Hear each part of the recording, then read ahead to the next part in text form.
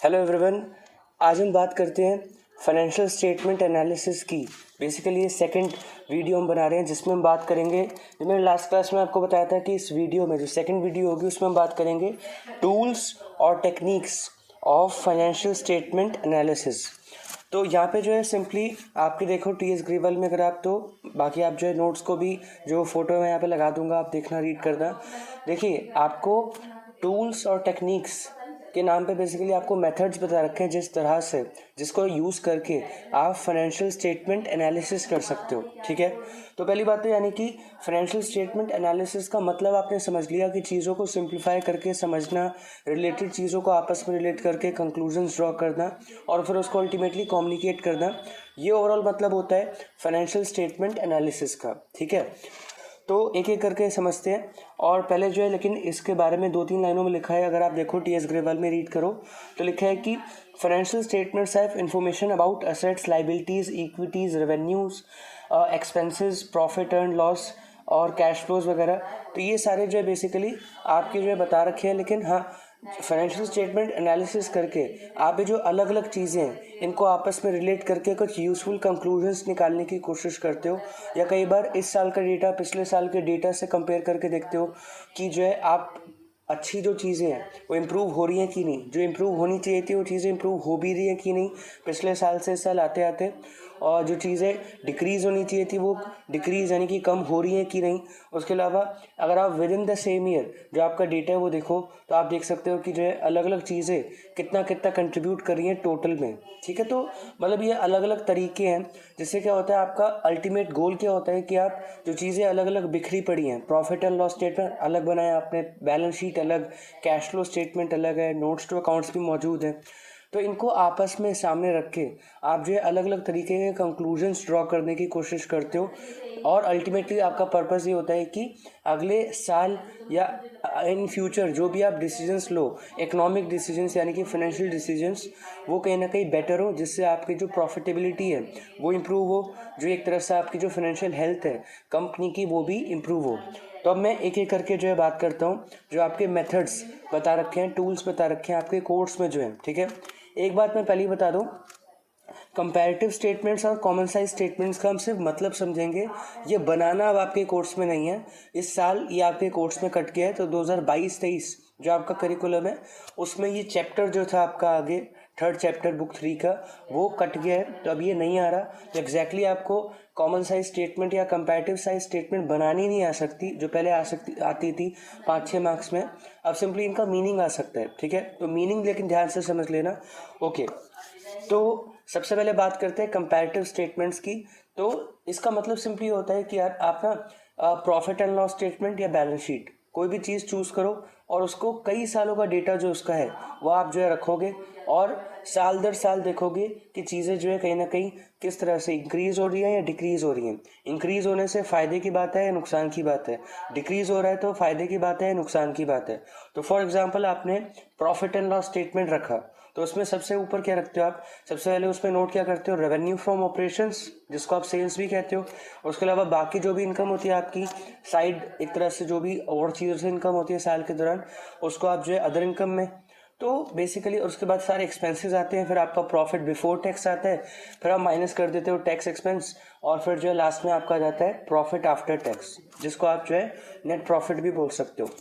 तो यहाँ पे क्या है कि suppose profit and loss statement आपने करंट ईयर का रखा है, जो आपने रिसेंटली लेटेस्ट बना रखा है, लेकिन उसको देखने से केवल जो है पता नहीं लग पाता कि आप इम्प्रूव कर रहे हो कि नहीं साल दर साल। तो कंपैरेटिव स्टेटमेंट का मतलब ये होता है, आप कोई भी एक चीज़ पहले चूज करो, प्रॉफिट एंड लॉस स्टेटमेंट या बैलेंस शीट, और उसका करंट ईयर का डेटा जो लेटेस्ट डेटा है वो रखो, और पिछले 2-3 सालों का डेटा भी रखो, और जो है कंपेयर करो कि साल दर साल चीज़ें अच्छी हो रही है बुरी हो रही है। जैसे सेल्स है, तो सेल्स साल दर साल इंक्रीज होनी चाहिए या डिक्रीज होनी चाहिए, इंक्रीज होनी चाहिए। ऐसे ही जो एक्सपेंसेस है आपके, आप तो कहीं ना कहीं वो एक्सपेंसेस अगर वो अननेसेसरी नेचर के हैं, जो कहीं ना कहीं अवॉइड किए जा सकते हैं, तो वो कम होने चाहिए या बढ़ने चाहिए, कम होने चाहिए। तो ये आप कई सालों का डेटा जब आप सामने रखते हो तो आप जो है एक तरह से कंपैरिजन करते हो कि चेंज आ रहा है, कितना आ रहा है, और ये जो चेंज आया है क्या ये अच्छी बात है बिजनेस के लिए या बुरी बात है। तो कंपैरेटिव स्टेटमेंट का मतलब यही है। ठीक है, इसका अगर मैं और सिंपल करके अगर आपको बताऊं जो आप जल्दी समझोगे, कि सपोज आपके मार्क्स जो हैं वो आपके इस साल यानी कि सपोज 10th में आपकी परसेंटेज कितनी आई, सपोज 82%। आप अगर कंपैरेटिव स्टेटमेंट बनाओगे ना अपने मार्क्स की, तो आप क्या करोगे, अपने जो लेटेस्ट मार्क्स है इस साल के, जो परसेंटेज है 82% वो लिखा, पिछले साल की परसेंटेज यानी कि 9th की, फिर उससे पिछले साल की 8th की, इन सबको आप लाइन से जो है लिखोगे और फिर देखोगे कि 8 to 9, 9 to 10, 10 to 11 आप जो इम्प्रूव कर रहे हो या जो है कहीं ना कहीं डिक्लाइन हो रहे मार्क्स। ठीक है, तो कहीं ना कहीं कंपैरेटिव स्टेटमेंट बनाने का सिंपली मतलब होता है आप एक तरह का जो वेरिएबल है जो हर साल चेंज हो सकता है, उसके 4-5 साल का डेटा अपने सामने रखते हो और साल दर साल वो चेंजेस कितने आ रहे हैं, कैसे आ रहे हैं, कंक्लूजन्स क्या हैं कि ये अच्छी है आपके लिए, बुरी है, तो वो चीज़ कंक्लूजन आप लास्ट में पास करते हो एनालिसिस करके, इस तरह से कंपैरेटिव स्टेटमेंट बना के। तो यानी कि अगर आपका पर्पस एनालिसिस में ये है कि आप साल दर साल इंप्रूव कर रहे हो या डिक्लाइन कर रहे हो, तो आप कौन सा टूल यूज करोगे, कंपैरेटिव स्टेटमेंट्स। ठीक है, ओके। अब हम अगली बात करते हैं कॉमन साइज स्टेटमेंट। ये ध्यान से समझना। देखिए, कॉमन साइज स्टेटमेंट का सिंपली मतलब ये है कि आप एक साल का डेटा रखते हो,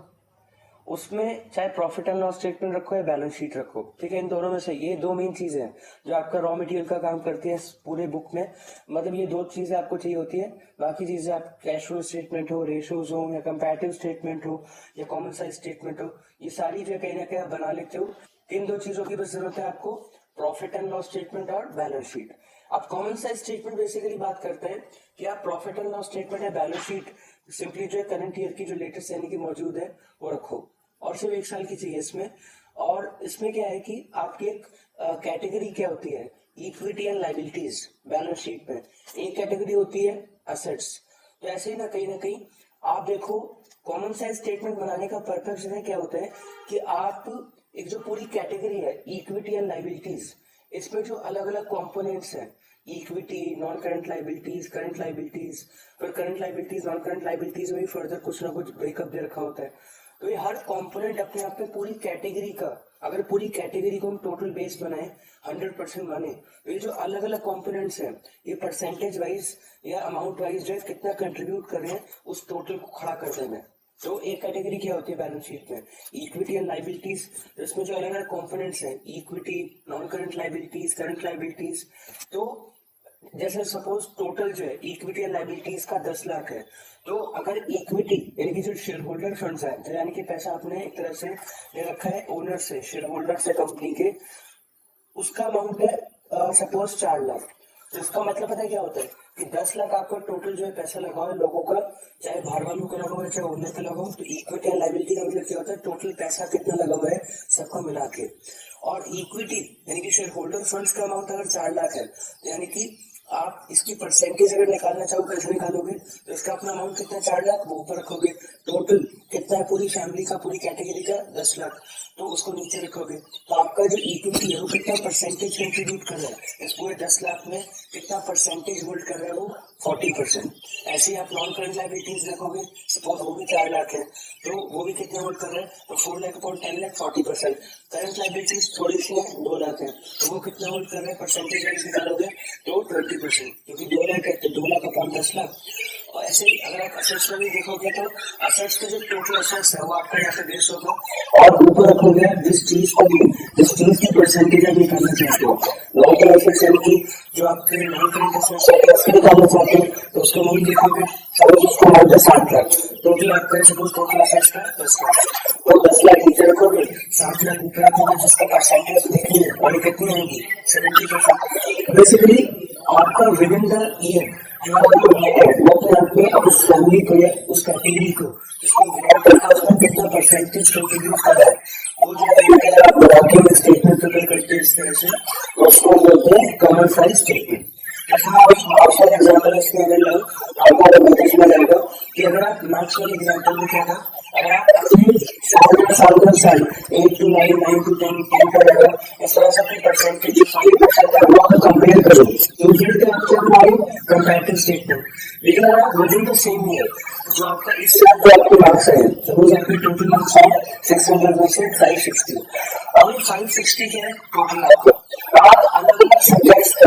जो अपने आप को कंट्रीब्यूशन कितना है 560 में, अगर वो आप निकालना चाह रहे हो परसेंटेज वाइज, एक तरह से कॉमन साइज स्टेटमेंट। ठीक है, तो कॉमन फाइनेंशियल स्टेटमेंट का पर्पस ये होता है कि ड्यूरिंग द ईयर जो एक तरह से आपके आइटम्स है वो इस टोटल में जो टोटल उस आइटम्स का उस टोटल में उस आइटम का कंट्रीब्यूशन कितने परसेंटेज वाइज ठीक है। और ये परसेंटेज निकाल के आपको काफी फायदा होता है, क्योंकि अगर सपोज नॉन करंट लायबिलिटीज का जो कंट्रीब्यूशन है वो 40% है, करंट लायबिलिटीज का 20% है, इक्विटी का जो पैसे लग रहे हैं वो 40% है, तो कहीं ना कहीं आपका जो आउटसाइड लायबिलिटीज है यानी कि नॉन करंट आपका है उसके कंट्रीब्यूशन कितना है 60%, 40-20-60। और इक्विटी देखिए अपना जो इन्वेस्टमेंट पैसा लगा था अपने बिजनेस में वो कितना है 40%। तो ये परसेंटेज निकालने के बाद में एनालाइज करना इजी हो जाता है, क्यों? क्योंकि अपना पैसा कॉस्ट बिजनेस में आने की ओनर्स का जो लगा है 40% है और उधार का पैसा जो है जिसका बिजनेस जो रन कर रहा है वो कितना है 60% है। ये कभी भी अच्छी पोजीशन नहीं होती जब आपका अपना पैसा यानी कि इक्विटी से भी ज्यादा आउटसाइड लायबिलिटीज का पैसा लगा, लायबिलिटीज का जो टोटल आउटसाइड लायबिलिटीज है वो ज्यादा पैसे लगा बिजनेस का, तो बिजनेस बहुत अनस्टेबल हो जाता है अगर बाहर के पैसे से ज्यादा कर रहा है। बाहर अपने पैसा डिमांड करके निकालने की कोशिश करेंगे, अगर आप नहीं आपको धमकी देंगे आपका बिजनेस बिल्कुल नहीं सकता, तो ज्यादा पैसा किसी भी बिजनेस में ओनर्स का लगाना चाहिए, कंपनी के रिगार्डिंग ओनर्स का शेयर होल्डर्स, ठीक है। तो कॉमन सेंस स्टेटमेंट का पर्पस ये होता है कि मैंने उसमें अनदर कंपोनेंट का कंट्रीब्यूशन का सपोज वाइज उस कैटेगरी में जिसका भी कोई डिटरमाइन करता है और फिर अलग अलग तरह के जो कंट्रीब्यूशन की परसेंटेज ज्यादा होनी चाहिए, ये परसेंटेज थोड़ी कम होनी चाहिए।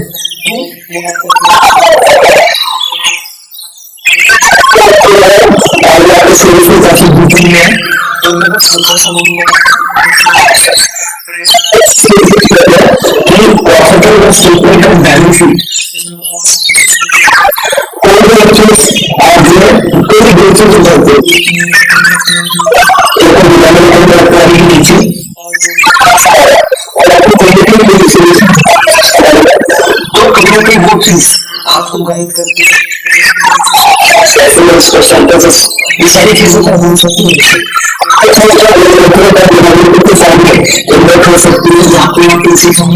हो सकती है जहाँ पे क्या करोगे चौदह के लिए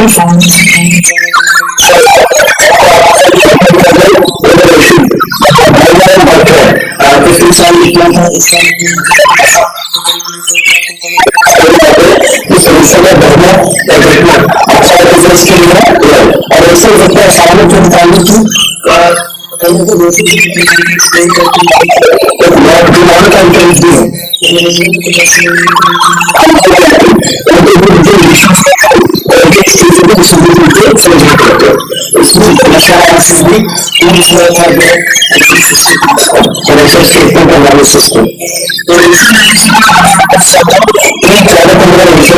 अपने अपने फाइनेंशियल थे उनको कैलकुलेट करके हर बच्चे को ये बताते हैं कि बच्चे को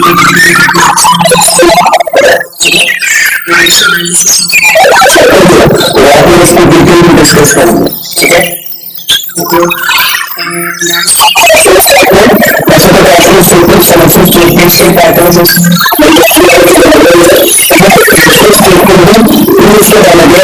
स्टेटमेंट एनालिसिस के थ्रू अभी कैश स्टेटमेंट